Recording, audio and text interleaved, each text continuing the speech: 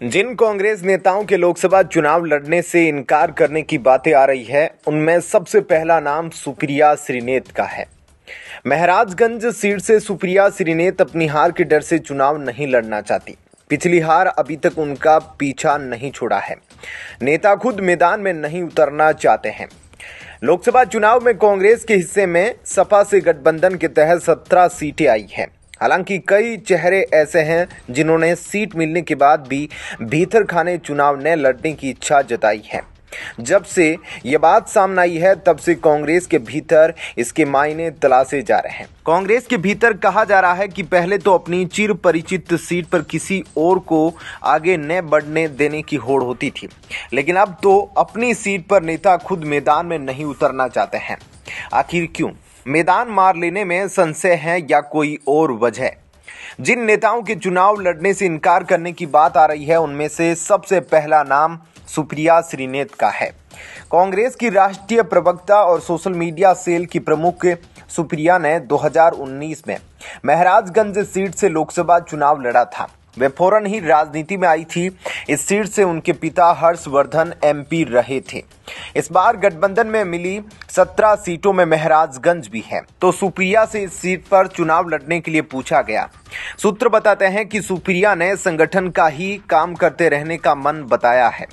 Mathura seat भी कांग्रेस के हिस्से आई है। माना जा रहा था कि कांग्रेस विधानमंडल दल के पूर्व नेता प्रदीप माथुर को चुनाव मैदान में उतारा जाएगा, लेकिन सूत्रों का दावा है कि वे भी पीछे हट रहे हैं।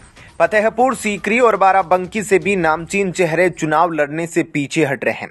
बाराबंकी से पीएल पूनिया अपने बेटे तनुज को चुनाव लड़वाना चाहते हैं।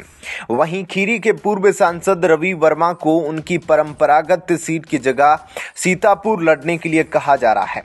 वे फिलहाल सीतापुर के लिए राजी नहीं बताए जा रहे हैं। कहा तो यह भी जा रहा है कि वे खुद लड़ने के बजाय अपनी बेटी पूर्वी वर्मा को खीरी से चुनाव लड़वाना चाहते थे, खुद मैदान में नहीं आना चाहते थे। कांग्रेस के भीतर जानकारों का दावा है कि रवि वर्मा और पीएल पूनिया जैसे नामचीन लोग अपनी अगली पीढ़ी को स्थापित करने के लिए अपने नाम पर राजी नहीं हुए हैं।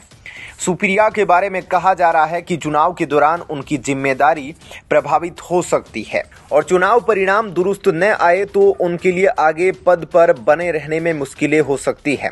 प्रदीप माथुर के बारे में कहा जा रहा है कि वे स्थानीय परिस्थितियों को देखते हुए चुनाव से दूर रहना चाहते हैं। बड़े चेहरों के इस तरह किनारा करने से कांग्रेस की दावेदारी इन सीटों पर कमजोर पड़ती दिखाई दे सकती है।